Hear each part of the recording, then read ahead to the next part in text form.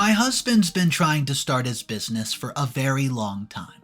I believe in him when everybody else thinks he's a lazy, good-for-nothing man. Well, I decide to give him some money so he can start up the business, but what I did not expect was what he actually used the money for.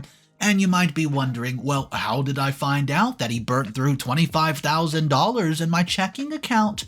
Let me walk you through exactly how I knew it was him. I've always believed in commitment. I grew up to be taught my parents that when you love someone, you do your best to stay with them and for them no matter the difficulty that may arise.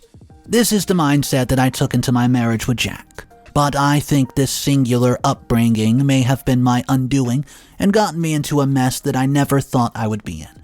Jack and I have been married for 8 years. He was my college sweetheart and the man I'd always dreamt I would share my happily ever after with. Tall, dark, and handsome with a smile that could swoon an entire nation, including an innocent girl with a committed heart and a die-hard attitude to stick around people she loved. Well, his charm worked, and here we are 8 years later, on the brink of a separation because of a painful truth I found out. When I started dating Jack, I got to know a lot of things about him, including the fact that he was not really from a well-to-do family. He had the basic requirements, but worked after classes to take more money from, for survival. Quite frankly, this was one of the things that attracted me to him. Who did not want a guy who had not just good looks, but was also very hardworking? Anyways, because of my love for him, I started to support him in different ways than I could. I would get him groceries and take care of some of the bills. I encouraged him to quit the job so he could focus on schoolwork and come out with a good grade, which he readily did, and doing these things was not difficult for him because my parents provided adequate for me and I had more than I needed. I saw a future with him, so why not provide for him till he graduated and could make money to fend for us and the family that we will have? So it became the norm that Jack would tell me things that he needed, and I obliged him. He was caring, and that was enough for me. We decided to get married when we graduated college. I got a job as a manager in a cosmetic company, which I was pretty excited about. Jack did not have a job yet, but I was hopeful that he would get one. Besides, my new job paid me enough to cater for us, so marrying him without having a job was not much of an issue to me. My dad raised a concern about the fact that he just needed to get a job before we got married. But I was able to convince him that I knew that Jack was not a lazy person and would get something to do soon enough. Who knew our marriage may just be the inspiration he needed to get all those great opportunities? And so, on that basis, we got married. The first year of our marriage remained pretty much like it was when we were dating. I worked and sorted the bills as I used to, while Jack tried to apply to a different role in his discipline. It was fine with me. Like I told you, I was a person of commitment. I simply believed that for him, it was a difficult time. It could not have been easy for him, and all I needed to do was be there for him, support him like a good wife should, and promised him in our marriage vows. I loved Jack passionately, and that love carried me on to the 4th year of our marriage. Yes, you read that right. For 4 years of our marriage, I sorted the bills, allowed Jack to keep sending out job application after job application without a single complaint or bother. And then it dawned on me that Jack could have probably begun to look at setting up a business himself or make business investments, and that way he would have a job faster than all the times we had spent on applications. I discussed this with him, and he accepted with so much excitement.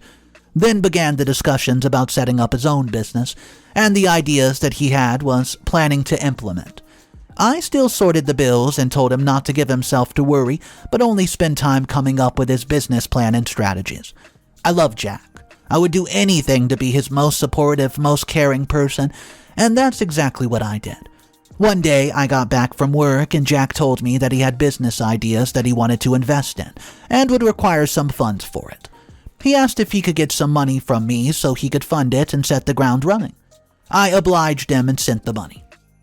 If there was anyone I believed strongly in, it was Jack. I just respected the fact that he was at least putting in some effort, and if funds were what he needed to see the actualization of the ideas, then he could have the funds. A few weeks after I gave him the money, Jack told me the plan had fallen through, and the business failed. He looked devastated, and like the good wife that I was, I felt sorry for him. I decided that since we were a unit, I would connect my account to his, and the process it took for him to get the money he needed would be shorter, and that's what I did. After the initial $10,000 I gave him that did not yield any desired results, Jack made a withdrawal of $15,000 for the next project. He had pitched it to me and said it would be a big hit in the textile and fashion industry, and I was excited for it. But after 3 months, I asked for an update, and he told me that he was still working on it. So I gave him the benefit of the doubt. After all, no one built a business in a day. Such things required time to mature and become implemented. I kept being positive until one afternoon Jack came back from his business meeting to tell me that the plan had fallen through. I was surprised at how fast 2 business plans had failed in a row and had consumed a lot of money because I believed him. I allowed him to make another transaction and then another and another. It began to get real for me within a month. I had a debit of over $100 from my account, and yet there was absolutely nothing to show for it. I decided to be a little more patient with Jack. If no one would believe him, I should. I got a raise at work because of my hard work and continued support of us both paying the bills and all that needed to be done. Well, I tolerated Jack's story every month and every year. Months turned into years, and here we were in our 8 years. Jack still hasn't found a job or set up a business, and he's constantly been spending my money. Now, this is my dilemma. I'm at a point where I can no longer take this. I love my husband, yes, but is that enough for me to waste my life away working for 2 people when he should be helping? I'm desperate here, and I want to get to the root of this.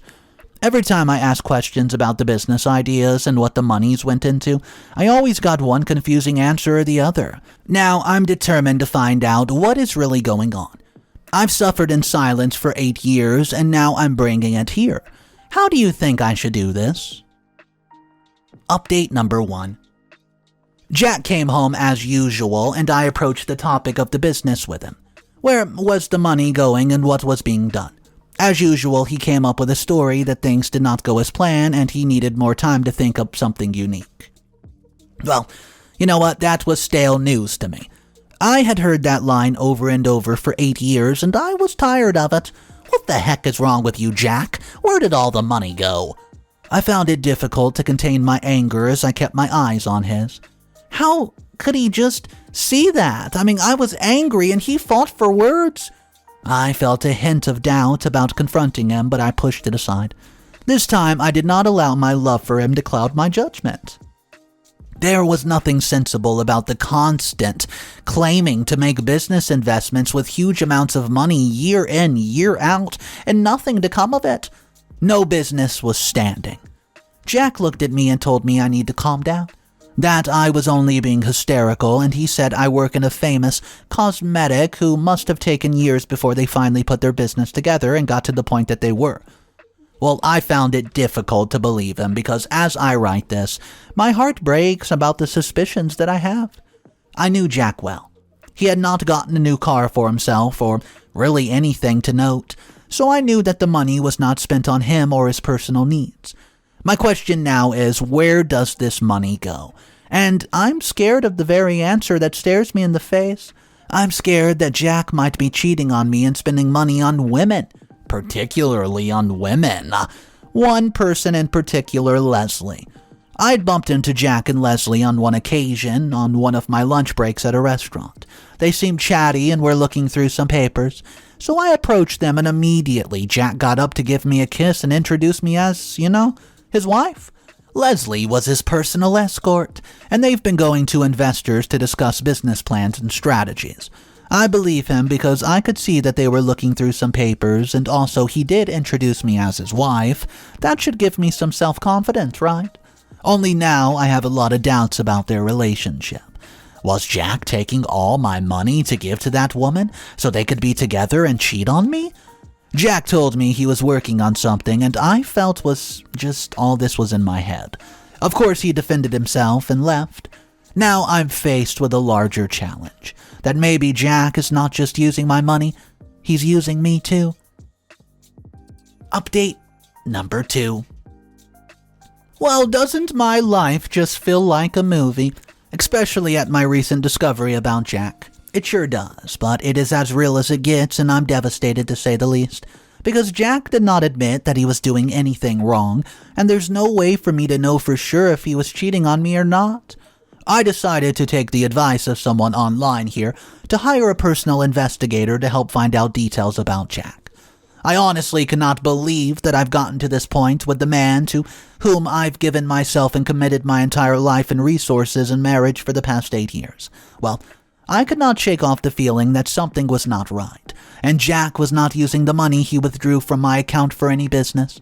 My very good friend Kayla recommended a personal investigator to me. The man, Joe, had worked for her before and knew how to get this job done. I hired him and paid him for his service, and Joe dug up everything he found about Jack's whereabouts, especially at the moments when I was at work, and you would not believe what I found out. Jack had placed Leslie on some sort of monthly allowance and was taking care of all her needs. He bought her a house down the city blocks where they spent most of their business hours together. Joe sent me pictures of Jack and Leslie going from restaurant to restaurant and simply having a good time. There were also more than enough pictures of Jack holding several shopping bags as they both walked out of the store with Leslie holding him by the arm and smiling. As you may have imagined, this discovery broke me. I could not do anything or be useful. I simply cried. I called in sick at work and took 3 days off just to lock myself in and cry till I was satisfied. Well, Jack had told me 2 days before Joe submitted his investigations that he would be traveling to have discussions with a well-known business mogul. And even though I had my suspicions, I didn't really think much about it. With all indications, Jack and Leslie may have embarked on a pretty extravagant trip with my money. I'm filled with anger, pain, frustration. I cannot believe that Jack could do this to me after everything I've did for him, for us. I finally decided to get myself out of the mess and take charge of my life. And what I've decided to do is plan a big revenge surprise for Jack when he gets back from his trip. I make a vow as opposed to the one I made on our wedding day. I'll make Jack's life a living hell. Update number 3. I absolutely cannot believe that right under my nose Jack did all he did and I remained the unsuspecting supporting wife. Remember how I mentioned I had seen him with Layla at a restaurant and had a conversation with him? Well, Layla was wearing this beautiful gold necklace that I admired a lot. It looked classy, it looked expensive. I complimented her and even told her I might be on the lookout for something similar. Well, guess what, guys? Jack bought Layla the gold necklace with my money. Can you believe it? I mean, I gave this man access to my account and money to make a living, to be a business owner, and he gets his personal escort an expensive gold necklace with it. Joe got to me and told me that the necklace was worth a lot of money. My hard-earned money. I blame myself. I blame myself for letting myself be ruled by commitment and loyalty, for letting myself be used by Jack for this long. All I knew and was taught was commitment, and I did not think it was wrong for me to give that to anyone. I should have known as soon as Jack began to demand things and left me single-handedly sorting out the bills on my own.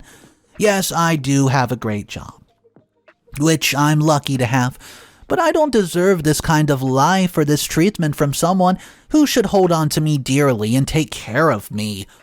I know some people have said that I'm impatient as a wife, and I want to take the easy way out of the marriage, but I would even say not a single one of you have had to uphold your home all by yourself with absolutely zero support from the man in your life. You don't even know what that feels like, and I pray that you never do. I have a huge surprise waiting for him, and that would include the legal battle that he would face and all he would lose. I've contacted my lawyer to draw up our divorce papers, and I have all the findings of Joe as evidence against him for spending money outside my knowledge. I'm going to make sure that Jack never gets the chance to do this to another woman. He would pay dearly for all that he's made me go through. Update number 4. Hey guys, so Jack came home 2 days ago from his business trip, and I was patiently waiting for him. I asked him where he's been just for the assurance of having him lie to my face and acknowledging that he truly deserves the revenge that he was about to get. And no, he did not disappoint. Jack went on and on about his different board meetings and investment plans, which he had gone ahead to make with several business moguls during his trip. I sat there and wondered how the man I got married to became someone I could not even recognize, someone I could not believe anymore, and he lied without flinching. He was good at it. If I did not have the evidence from Joe and the fact that all my money was gone with no trace of any business in sight, I would have found it difficult to even believe him. Well, I'm taking you to court, not just for being a lying son of a gun, but for abusing me, abusing my commitment, and abusing my finances. I spat slowly while keeping my gaze locked upon his. Well, he says, no, I don't understand. Babe, what's going on? He stuttered, and when he tried to hold my hand, I slapped him across the face. I told Jack that I knew all about the escapades that he's been on for months. All the shopping malls, restaurants he visited with little Layla, and how he squandered my hard-earned money to buy her expensive gifts. I brought her the brown envelope that contained the printed evidence and showed them to him. One after the other, there he was, staring at pictures of him and Layla walking out of a store with so many shopping bags. He had his mouth hung open, and he knew. He's been caught, red-handed. Jack gets to his knees to beg for my forgiveness that Layla manipulated him, and he could not get out of the mess he was in, and I knew he was a liar. He didn't look like he was being manipulated by me at all. He looked quite fine to me every time he returned from his supposed business meeting. All he needed was more money, supplied from me to continually sponsor his personal escort so he could share her bed. In that instant, Jack appalled me, and I held myself from throwing up. I told him the consequences of what he has done. Please, sign the papers. And one more thing, I get the house and alimony. You can start sorting out that, well, what you will love. Anyways, that's what I said to Jack before walking out of the room, leaving him standing there staring at me. Final update.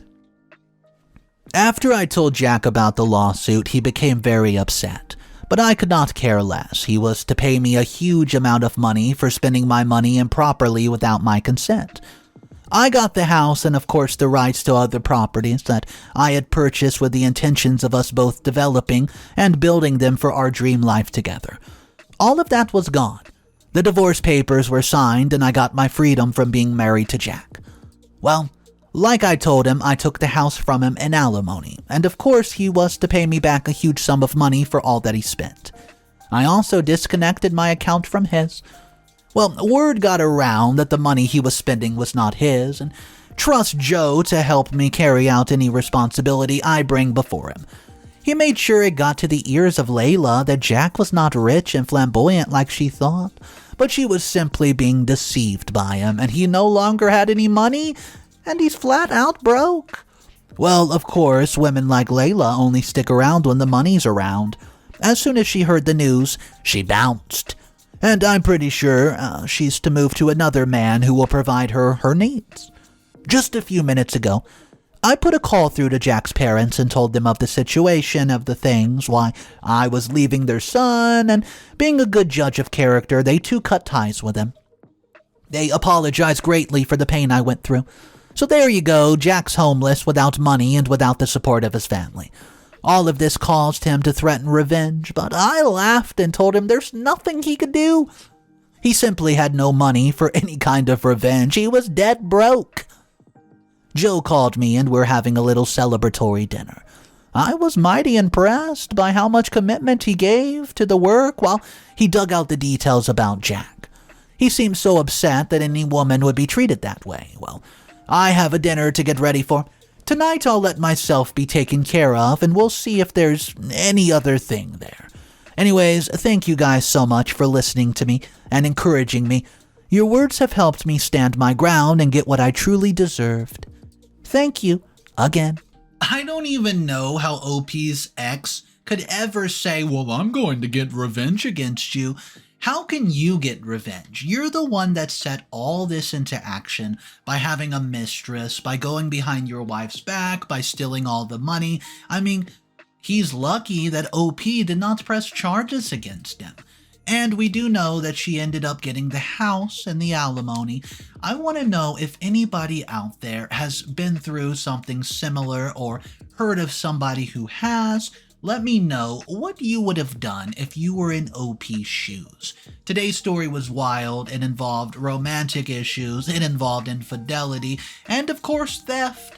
So guys, drop your responses in the comment section down below.